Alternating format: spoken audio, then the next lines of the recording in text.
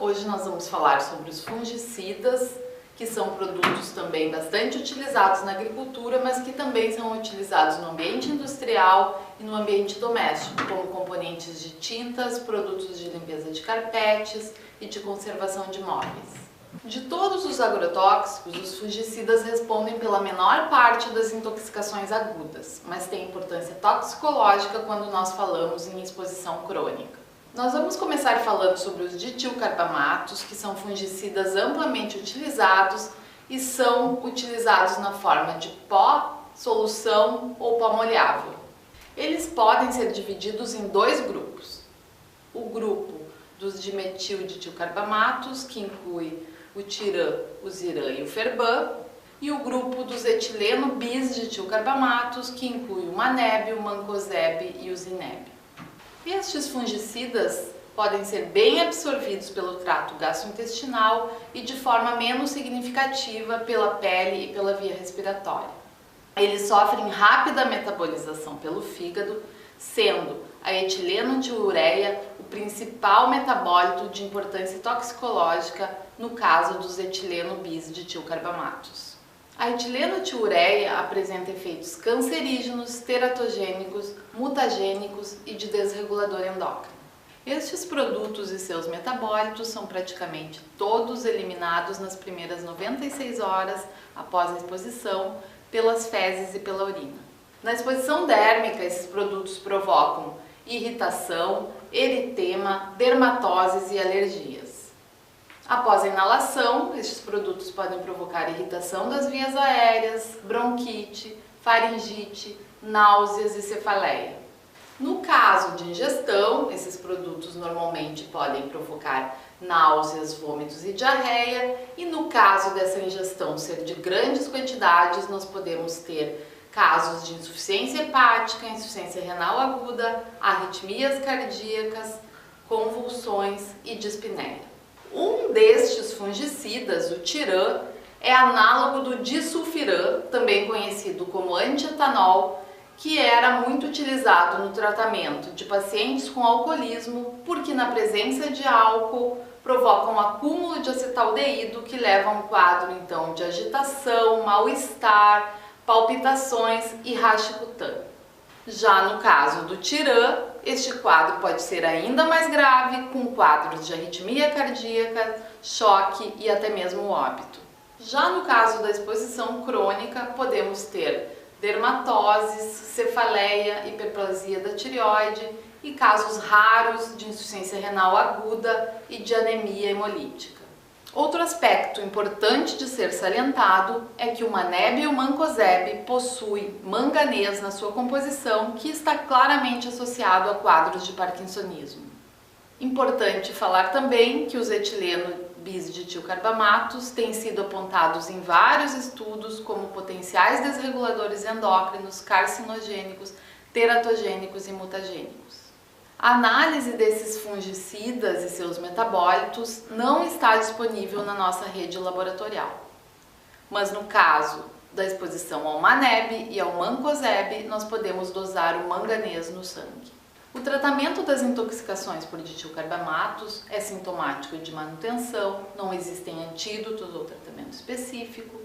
Está indicada a lavagem gástrica e carvão ativado no caso de ingestão. E nos casos de intoxicação e elevação importante do manganês, nós podemos indicar então quelação com EDTA. Outro grupo de fungicidas bastante utilizados é o grupo das fitalimidas, que inclui o captan, o folpet e o captafol. Estes fungicidas apresentam uma absorção moderada por via oral e respiratória e pouco significativa pela via cutânea. Eles são rapidamente metabolizados e cerca de 90% da dose é eliminada nas primeiras 24 horas pela urina. Estes produtos possuem toxicodinâmica pouco conhecida, mas baixa toxicidade aguda, e o quadro clínico inclui. Estes produtos provocam dermatite e irritação de pele e mucosas, e no caso de inalação, irritação das vias aéreas e broncoespasmo. Já no caso de ingestão, podem provocar náuseas, vômitos diarreia e cefaleia e alterações transitórias de CK e TGO. O Captafol é considerado como provável carcinogênico pela IARC e nos casos de exposição crônica tem sido associado a casos frequentes de dermatoses e asma ocupacional. Estudos em animais têm demonstrado que o Captan é teratogênico e o Folpet pode provocar alterações sanguíneas como leucopenia e anemia.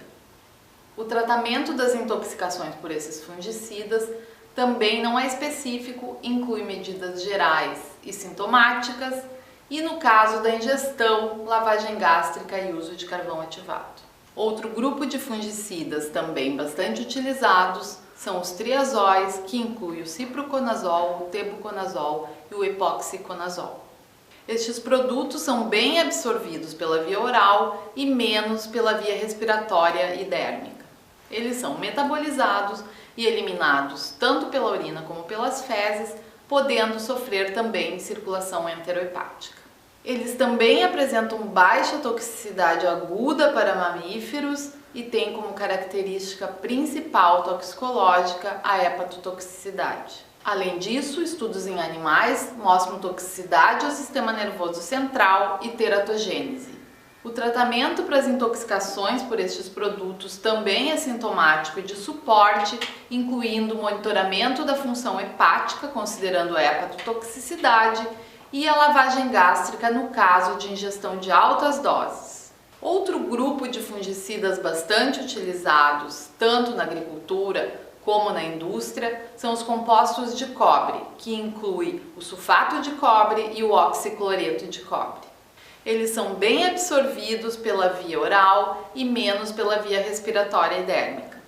Estes produtos podem sofrer bioacumulação nos rins, no fígado e no pulmão, e a sua excreção se dá por via biliar, sendo a maioria eliminado pelas fezes e uma parte menor pela urina. A meia-vida do cobre no organismo é estimada entre 2 e 4 semanas.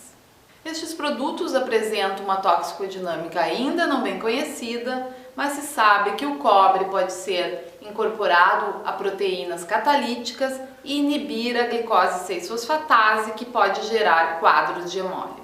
Com relação ao quadro clínico, as manifestações das intoxicações por compostos de cobre variam de acordo com a via de exposição.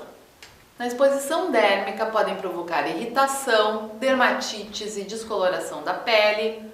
Na exposição ocular podem provocar irritação, conjuntivite, opacidade e ulceração da córnea. Após a inalação podem provocar irritação das vias aéreas, tosse, dispneia, cefaleia, náuseas e vômitos. Após a ingestão, os compostos de cobre podem provocar gosto metálico, náuseas, vômitos verde-azulados, corrosão, hemorragia digestiva, dor abdominal, insuficiência renal aguda, hemólise, icterícia, metahemoglobinemia e quadros de hepatopatia. 10 a 20 gramas de cobre pode ser considerada uma dose letal.